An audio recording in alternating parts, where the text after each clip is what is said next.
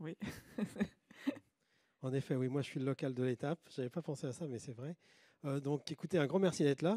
C'est l'occasion aussi je vous le dirai, de remercier beaucoup de personnes qui peuvent être dans l'Assemblée ou que l'on a connues, qui ont participé au protocole de recherche qui ont été faits localement, puisqu'encore une fois, comme à tous ces éléments-là. Alors je vais vous parler du tube digestif et de la maladie de Parkinson.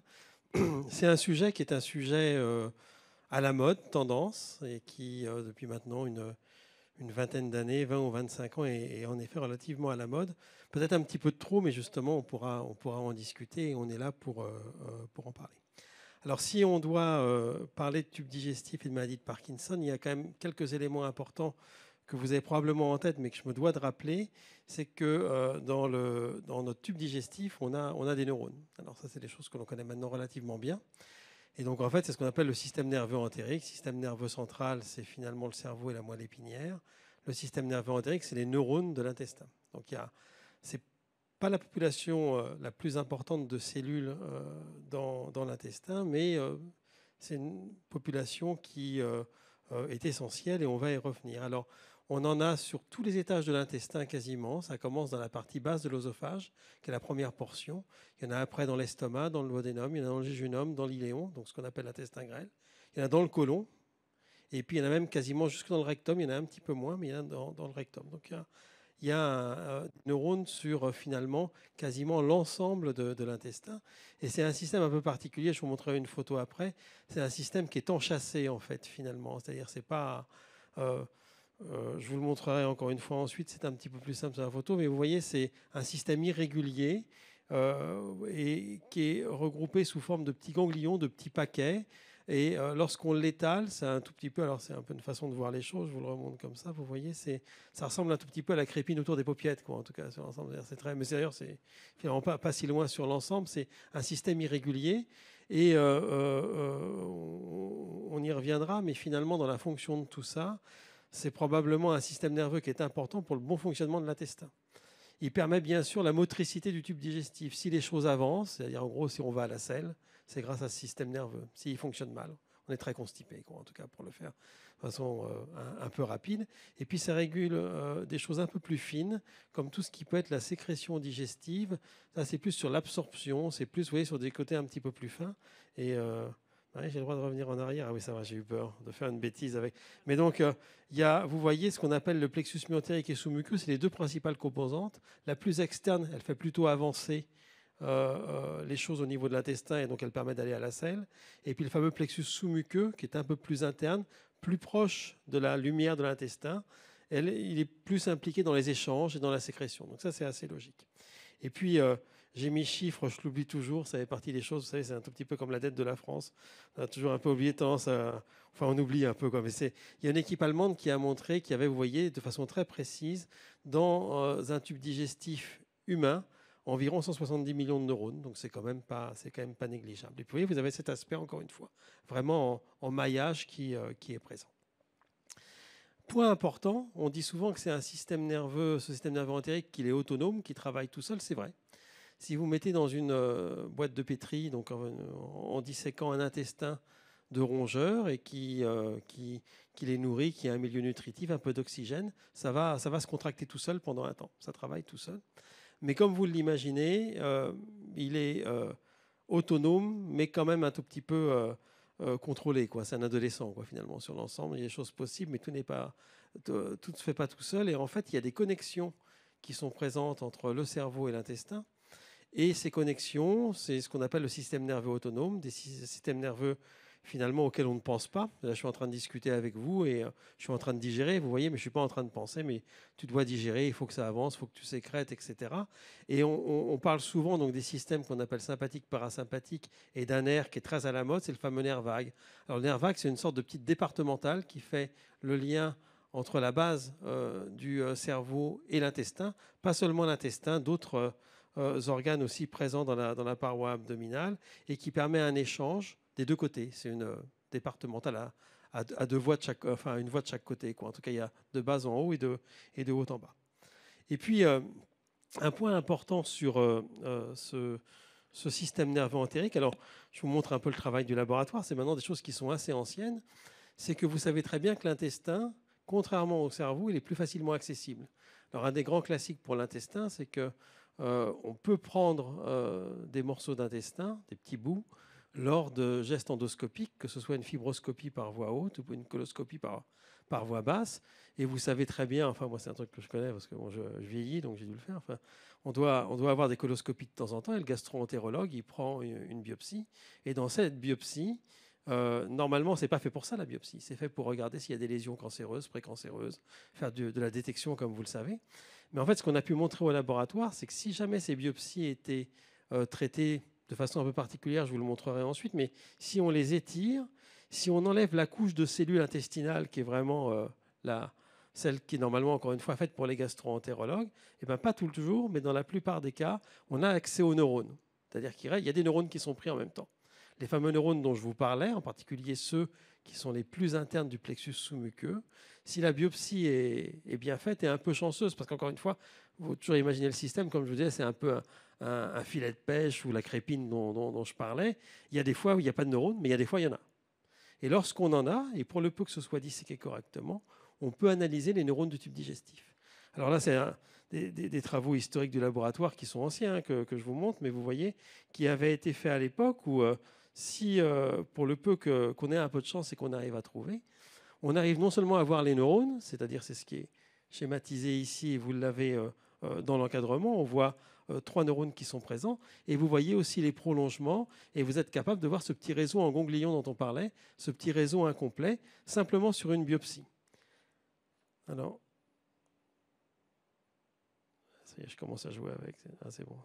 Alors, je voulais juste vous montrer. Alors, c'est pas pour vous montrer une photo de ma femme, c'est ma femme qui fait le truc, mais c'est elle qui a fait les vidéos. Mais on est toujours mariés. Enfin, on s'entend encore bien. Je pense qu'elle sera contente d'être dans la vidéo de France Parkinson.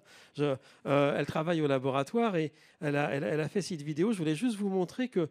Après, je suis obligé de faire un peu de pub pour la recherche nantaise, hein, bien sûr, je le fais. C'est que c'est quand même vraiment un challenge d'arriver à identifier ces neurones dans les biopsies digestives, parce que les biopsies digestives, c'est vraiment tout petit. Je vais y revenir. Vous voyez, c'est vraiment. Alors, il y avait une petite vidéo, mais c'est pas grave. J'appuie. Ça va bien se passer, hein, même s'il n'y a pas. Donc, en fait, ces biopsies digestives, elles sont vraiment toutes petites. Il faut voir que globalement, on va faire 4-5 mm3, c'est un grain de riz. C'est variable quelquefois. Si on a un peu de chance, c'est un peu du basmati. Il y a d'autres fois, c'est vraiment du classique oncle Ben. C'est tout petit, quoi, en tout cas. Et donc, en fait, c'est pas que ce soit un exploit, mais vous voyez, c'est un vrai challenge d'arriver à analyser, encore une fois, des cellules, et qui ne sont pas les cellules intestinales, mais les neurones et les cellules apparentées à partir de ces biopsies. Et ça se fait généralement, vous voyez, sous un... il faut beaucoup de patience, il faut les desséquer, les tirer, utiliser des petites épingles qui sont un peu comme des épingles de tapissier, mais en un peu plus fines, sur une boîte, et tendre pour retirer tout ça sur une loupe binoculaire. Donc ça demande quand même un tout petit peu de coup de main, un peu d'astuce et un peu d'amour pour que ça fonctionne. Alors, ce qui est encore une fois aussi important, c'est que si on a fait ça, si j'ai parlé du fait qu'on peut regarder les neurones, c'est que vous imaginez fort bien qu'un des travaux du laboratoire aussi a été de montrer qu'à partir de ces biopsies, pas chez tout le monde, mais chez certaines personnes, on pouvait retrouver les mêmes anomalies que dans le système nerveux central. Alors, la maladie de Parkinson, vous savez très bien que ça reste quand même une maladie, même si on peut quelquefois prendre le raccourci du cerveau, du tube digestif, c'est quand même une maladie du système nerveux central, du cerveau, et que la principale zone qui est touchée, c'est la substance noire, donc la zone qui produit la dopamine. Et pour dire que c'est la maladie, il faut non seulement qu'il y ait une perte de ces neurones à dopamine qui soit présent, mais aussi, quand on regarde au microscope, des inclusions, des petits amas qui sont présents dans les neurones. Et c'est ce qu'on appelle les fameux corps de Lévy. Alors, je vous ai mis ici la photo de Philippe Caudron et de Franck Le Tournel, qui sont mes collègues et amis d'Angers, qui sont une spécialité dans la neuropathologie, c'est-à-dire pour regarder le cerveau au microscope. Et c'est des photos de Philippe qui sont mises pour le cerveau. Et vous voyez que vous avez une petite boule qui est présente sur une des photos. Sur l'autre photo, c'est plutôt un petit prolongement. Et ça, c'est ce qu'on appelle les corps et prolongements de Lévy. C'est ces fameuses inclusions qui sont la marque de fabrique de la maladie, comme un code barre finalement. Si c'est présent, ça veut dire que c'est la maladie de Parkinson. Et que ça veut dire que ce n'est pas quelque chose d'apparenté ou quelque chose qui ressemble.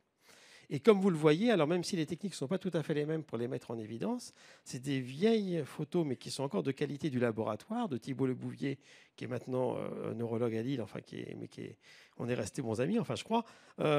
vous voyez qu'en parallèle, on peut voir les mêmes images que celles qui sont dans le cerveau. C'est-à-dire qu'on voit une sorte de petit amas rouge qui est présent dans un neurone du tube digestif et qui est quasiment, alors il est plus petit parce que ce n'est pas la même échelle que celui du cerveau, et on voit des petits prolongements, comme des prolongements de Lévy, qui sont les mêmes que dans le cerveau. Donc en fait, ça c'est un élément important, c'est qu'on sait désormais qu'il y a chez une proportion non négligeable des gens les mêmes lésions dans le tube digestif que dans le système nerveux central. Alors, de nouveau des travaux du laboratoire qui sont assez anciens maintenant. Donc c'était Hélène Pouclet qui était au laboratoire, son nom de femme mariée c'est Courtemanche, mais elle ne m'en voudra pas. Ça c'est à partir de prélèvements d'estomac qui ont été faits, et vous voyez qu'on voit des petits prolongements qui sont caractéristiques de la maladie qu'on peut identifier. Et donc ça c'était fait à partir de biopsie, c'est-à-dire que c'est pas seulement des prélèvements totaux, mais les prélèvements d'avant c'était sur l'intestin complet. Là c'est sur des prélèvements par biopsie. Donc ces biopsies, elles permettent d'analyser les neurones du tube digestif, et chez une proportion non négligeable des gens qui ont la maladie de Parkinson, à partir de simples biopsies, pour le peu qu'elles soient processées, en tout cas disséquées de la façon, avec un peu d'astuce comme je le disais, et un peu de patience, on peut retrouver quasiment les mêmes lésions que celles qui sont présentes dans le cerveau. Donc ça c'est un élément un peu important et qui un peu drive notre recherche. Alors, toute cette histoire, vous voyez, d'atteinte parallèle entre le cerveau et l'intestin, quelque chose qui a suscité pas mal d'intérêt. Comme je vous le disais, c'est peut-être un peu survendu, il faut rester très prudent, on en discutera justement. Et comme il y a ces communications qui sont présentes entre le cerveau et l'intestin, les gens se sont dit, si ça se trouve, il est possible que la maladie commence par l'intestin, puis gagne justement le cerveau, peut-être par justement le fameux système nerveux autonome dont on parlait. Puis il y a des personnes qui ont dit, mais c'est peut-être l'inverse. Si ça se trouve, c'est le cerveau qui influence l'intestin. Et la propagation se fait, au lieu de se faire de bas en haut, elle se fait de haut en bas. Il y a aussi des personnes qui, bien sûr, ont proposé que ça se faisait dans les deux sens, qu'il y avait une sorte d'aller-retour permanent. Et puis on peut toujours, là aussi, bien sûr, il y a une place pour la troisième hypothèse, ou quatrième, qui est de dire que tout ça est indépendant, et que la communication n'a rien à voir, mais que c'est des processus qui se font en parallèle, et que ce n'est pas du tout une histoire de communication, vous voyez, d'éléments qui se font comme ça. Alors je vous ai mis deux photos de gars. Alors il y en a un qui est plus jeune que l'autre, vous avez remarqué, puis la photo de Braque, elle date un peu, alors il était déjà plus tout jeune. Le premier que vous voyez en haut, il est très connu, parce que c'est lui qui a mis l'hypothèse en 2006 qu'il pouvait peut-être y avoir un début digestif. C'est un pathologiste allemand. Et je vous ai mis une deuxième photo, il est très souvent cité, de Per Borghammer, qui lui n'est pas pathologiste, mais c'est quelqu'un qui fait de l'imagerie, et qui fait de l'imagerie fonctionnelle en particulier. Et il a beaucoup travaillé sur ce type de scénario pour trouver des arguments sur justement peut-être les deux possibilités, d'abord le cerveau ou d'abord l'intestin et le système nerveux entérique. Alors, je le fais très rapidement pour vous montrer un peu les dernières données du laboratoire sur ces éléments-là. Si on prend, vous voyez ce que propose par exemple Borghammer et Braque, c'est-à-dire qu'il y aurait un début digestif, dans ce qui est proposé dans ces scénarios. Alors là, justement, il faut se méfier quelquefois peut-être un tout petit peu des raccourcis. Il est quelquefois proposé que tout ça, c'est un peu élucidé, que l'on connaît, que si la maladie commence par l'intestin, l'intestin des gens qui ont la maladie de Parkinson devrait être trop perméable, trop poreux. Je fais très rapidement là-dessus. On a normalement ce qu'on appelle une barrière au niveau de l'intestin. Les fameuses cellules de l'intestin, elles sont faites pour nous protéger. Quoi. Ce que je veux dire, c'est que c'est censé être un système relativement fermé et pas trop poreux, parce que si ça l'est trop, pour le dire un peu crûment, ça laisserait passer trop de saloperies. Quoi. En tout cas, vous voyez, si les vannes sont ouvertes, il y a beaucoup de choses qui seraient présentes dans la lumière de l'intestin, donc à l'intérieur de l'intestin, qui pourraient passer soit dans les neurones qui sont à côté, soit dans le sang. Donc il est souvent proposé que dans la maladie, si on prend l'origine digestive, l'intestin dans son ensemble serait justement trop perméable. D'accord ? Vous voyez, c'est des choses qui sont proposées.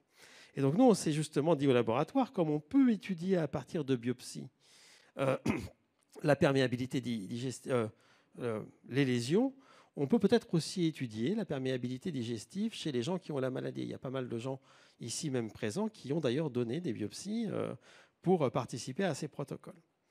Alors, point important aussi, et parce que c'est un peu essentiel à ce moment-là, on peut étudier, vous voyez, cette perméabilité. Je vais vous montrer comment est-ce qu'on peut faire. Et il faut bien garder à l'esprit que c'est un système qui est complexe, mais finalement qui se résume assez bien. C'est que toutes ces cellules qui sont présentes et qui sont encore une fois celles qui tapissent notre intestin et celles qui intéressent les gastro-entérologues, elles sont bien sûr présentes sur l'ensemble, elles recouvrent l'intestin. Les neurones sont un peu en dessous, vous l'avez compris, ils ne sont pas directement là. Et en fait, elles se tiennent entre elles. C'est-à-dire qu'il y a des systèmes des petits verrous moléculaires, quoi, en tout cas. Et on pense que si les verrous sont en bonne forme, l'intestin résiste bien. Si à l'inverse, c'est comme à la maison, hein, si le verrou est un petit peu plus lâche, eh ben, la porte lâche et il y a plus de choses qui peuvent passer, quoi, en tout cas sur l'ensemble. Donc j'y reviendrai, vous voyez, mais il y a des protéines qui constituent ces verrous. C'est un système assez astucieux, avec des protéines qui sont à travers les membranes, qui sont un tout petit peu... Putain, je suis assez nul, enfin je bricole un peu, mais je ne suis pas bon, quoi. Mais vous voyez, qui peuvent être un tout petit peu comme une petite plaque qu'on mettrait sur un mur. Et puis vous avez des protéines qu'on appelle ensuite d'échafaudage, qui sont finalement un tout petit peu comme des vis à l'intérieur pour tenir l'ensemble. Et donc en fait, ce qu'on a fait au laboratoire, c'est qu'on a dit, bon, ben, on va analyser justement des biopsies de personnes qui ont la maladie. Je vous le fais très rapidement, mais aussi si on veut les analyser, on peut bien sûr regarder les fameuses protéines qui font le petit verrou, mais on peut aussi les analyser fonctionnellement. Là, il y a un petit système, je ne vous ai pas mis la vidéo, je le fais très très rapidement. C'est très proche de ce que je vous ai montré, c'est toujours une biopsie toute petite, le grain de riz. Il est étiré, disséqué, on le met dans une petite cassette. Et en fait, on le met dans une chambre. Et dans cette chambre, il va y avoir une première chambre et une deuxième. On va mettre, ça va dépendre de ce qu'on voudra regarder, mais un marqueur fluorescent, un marqueur qu'on peut suivre, et on va voir à quelle vitesse il passe de gauche à droite, à travers la biopsie. Et comme vous l'imaginez, plus l'intestin va être poreux, plus ça va passer vite. Et plus, à l'inverse, il va être résistant, moins ça va passer. Donc on a regardé ça au laboratoire, et avec des analyses microscopiques, et j'y reviendrai après. Je reviens là-dessus. Alors vous l'avez reconnu, c'est pas la même photo que... Pauline, que tu as trouvé, mais enfin, non, moi j'ai une photo France 5 un peu bien, quoi, un truc un peu.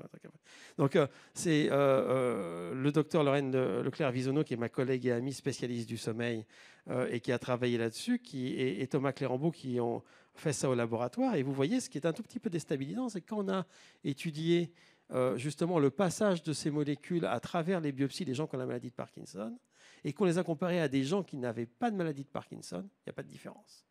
Quel que soit, on a utilisé, comme vous imaginez, là j'ai fait simple pour montrer un élément, mais on a fait plusieurs marqueurs, quel que soit le marqueur, il n'y a aucune différence. Un peu troublant. Donc on s'est dit, c'est quand même bizarre. C'est-à-dire que finalement, ça ne va pas dans le sens, vous voyez, de l'origine digestive de la maladie sur ce qu'on peut penser. Alors ensuite, quand même, c'est un élément qu'il faut aussi garder en tête, c'est qu'il n'y a pas que l'aspect fonctionnel. On s'est dit, mais finalement, c'est peut-être les petits verrous qui ne vont pas bien. Ça n'a peut-être pas de conséquences directes sur ce qu'on voit, mais peut-être que ce qu'on appelle ces jonctions serrées, qui sont ces petits verrous, ont des soucis. Alors, là aussi, on peut en discuter, mais Thomas Clérambault, qui travaillait avec Lorraine Leclerc à l'époque, était très bon en microscopie et il s'est dit il avait trouvé des astuces pour mieux regarder justement les biopsies. Il a pris les biopsies et il les a regardées comme s'il les regardait de l'intérieur de l'intestin avec une technique un peu particulière. Et vous voyez, alors ce qu'on voit chez quelqu'un qui est un témoin, quelqu'un qui n'a pas la maladie, je pense que vous voyez qu'on a l'impression qu'il y a des petits nids d'abeilles qui sont présents. Et ces nids d'abeilles, c'est ces fameux verrous qui sont bien organisés. Et chez quelqu'un qui a la maladie, et qui est donc une photo sur la droite, on voit que c'est désorganisé, que c'est moins joli, entre guillemets, comme si justement ces jonctions avaient des petits soucis d'organisation. C'est comme si le verrou était, sans être peut-être dysfonctionnel, entre guillemets, mal posé, quoi. En tout cas, vous voyez, et peut-être moins efficace, mais ça, justement, on n'en est pas sûr. Alors, on était, entre guillemets, quand je dis, enfin, c'est la vie, c'est les résultats expérimentaux, on est peut-être un peu déçus. Vous voyez, on s'attendait à ce qu'il y ait plus de perméabilité digestive chez les gens qui avaient la maladie. Puis finalement, on n'a pas trouvé. On a trouvé ces petits éléments morphologiques, mais pas de côté fonctionnel. Ça passe pas plus, quoi, en tout cas, sur l'ensemble. Et ça rejoint exactement ce que vous disait Pauline auparavant, c'est qu'on sait maintenant que la maladie, c'est une maladie qui est une maladie extrêmement progressive et qu'il peut y avoir des troubles spécifiques du sommeil qui peuvent être présents 5, 10, 15, 20 ans avant le début de la maladie, ou en tout cas avant les premiers signes moteurs classiques, qui peuvent être un petit tremblement, une petite difficulté à l'écriture, etc. Donc des signes avant-coureurs qui peuvent être présents. Et comme Lorraine est une spécialiste du sommeil, on s'est dit, ben, ces fameuses personnes qui ont des troubles du sommeil, et en particulier des troubles du comportement en sommeil paradoxal, c'est-à-dire des gens qui vont, entre guillemets, vivre leurs rêves, peut-être que cette perméabilité, donc cette augmentation de perméabilité, on la rate et qu'on l'a étudiée, c'était trop tard, et qu'il fallait justement regarder chez des gens qui avaient une forme plus précoce de maladie, qu'on est passé à côté, quoi, en tout cas, sur l'ensemble. Donc on a regardé des biopsies digestives chez des gens qui ont un trouble du comportement en sommeil paradoxal. Et donc ça, c'est bien sûr Lorraine qui s'est occupée du recrutement, c'est la grande experte. Et là aussi, vous voyez, alors je vous passe les détails, il y a plusieurs techniques de mesure, ça c'est simplement un élément que j'ai voulu montrer, c'est le protocole le plus récent, qui est un protocole France Parkinson, qui est le protocole Ibn Park. Et ben, même si on regarde très précocement chez des gens qui ont ces fameux troubles du comportement au sommeil paradoxal, donc ces rêves éveillés entre guillemets, et ben, il n'y a pas de différence. Chez les gens qui ont ces troubles du comportement au sommeil paradoxal, chez des gens qui ont des maladies de Parkinson avec déjà des signes moteurs, et chez des témoins qui n'ont pas de maladie. Donc, on n'a pas retrouvé de différence sur l'ensemble. Donc en conclusion, je pense que qu'est-ce qu'on peut dire sur le tube digestif et la maladie? Il y a beaucoup à dire, hein, mais les éléments forts, c'est de dire qu'en effet, il y a probablement des lésions qui sont quasi identiques, peut-être pas à tous les points, mais sur beaucoup d'aspects, entre les neurones du tube digestif et les neurones du cerveau. Ça, c'est quelque chose qui est quasiment acquis et prouvé. Puis un des avantages, comme je vous le disais, il y a des inconvénients aussi, mais c'est quand même plus facile de faire une biopsie de l'intestin que du cerveau. Donc si on doit faire de la recherche, ça peut être un organe intéressant pour regarder ce qui se passe. Alors après, avec tout ce que j'ai dit, il y a quand même une question qui reste importante et que je pense qui reste en suspens, c'est est-ce que ça joue vraiment un rôle dans le développement de la maladie? Vous voyez, est-ce qu'on considère que c'est une sorte de miroir de ce qui se passe dans le cerveau? Très bien, c'est déjà une avancée importante. Ou est-ce que vraiment l'intestin peut avoir un rôle de déclencheur ou de modulateur de la maladie? Ben, ça reste à prouver. En tout cas, on peut en discuter. Il y a des éléments pour, des éléments contre, mais ce sont des éléments importants. Et puis c'est l'occasion, donc j'en profite alors pour, bien sûr, je remercie France Parkinson, hein, j'imagine, bien sûr, un grand merci parce que vous êtes là depuis longtemps, et c'est aussi l'occasion de remercier, au-delà de France Parkinson, un peu le réseau associatif, comme je suis le local, j'y vais, hein, local, avec vraiment un très grand dynamisme depuis très longtemps des Parkinsoniens de Vendée, des Parkinsoniens de Maine-et-Loire, de CECAP et de France Parkinson local. Et sans eux, on n'aurait jamais pu développer cette activité de recherche sur la maladie. Maintenant, et surtout sur le côté digestif, ça fait maintenant 15 ans qu'on a finalement le support des associations de patients, même 17 ans, à la fois locale et nationale. Et ça a permis de mettre un peu le pied à l'étrier, de développer une recherche plus active là-dessus. Et maintenant, il y a un réseau européen, justement grâce à tout ce qui a pu être initié localement et nationalement, pour essayer de mieux comprendre le rôle potentiel du tube digestif dans le cadre de la maladie, avec un réseau qui est un peu mixte, mais il y a un partenaire allemand, un partenaire italien et un partenaire slovaque où on a un peu le même intérêt, c'est de regarder quel peut être le rôle du tube digestif dans le développement de la maladie. Et je m'arrête là. Merci beaucoup. Merci. Merci beaucoup pour cette présentation. On va passer aux questions qu'on vous adresse. Donc si on peut avoir la première question, on va voir tout de suite si vous avez bien suivi le début de la présentation. Quel élément relie l'intestin au cerveau? Le nerf vague, le nerf optique, le nerf sciatique ou le nerf facial?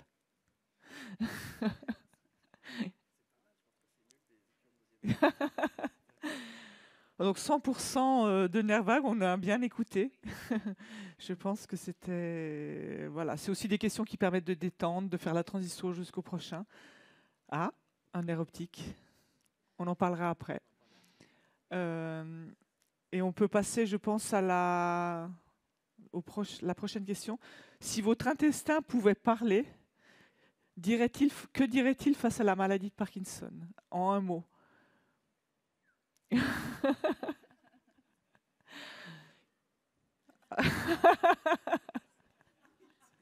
C'est pas mal.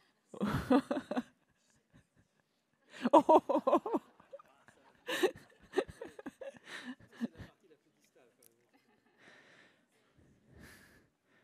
Donc le but, c'est aussi un peu de détendre les choses. Donc c'est toujours... Ça donne des idées quand même. Une fois qu'il y a un mot qui apparaît, ça continue à donner des idées. C'est intéressant. Embouteillage. on le laisse aller quelques secondes. Encore, n'hésitez pas, hein, les personnes en ligne aussi peuvent répondre. Vous pouvez continuer à le faire quelques secondes. Et après, on va passer à une thématique complètement différente. Mange mieux. Il y a beaucoup de questions sur le sommeil et sur l'intestin déjà de personnes en ligne. Donc,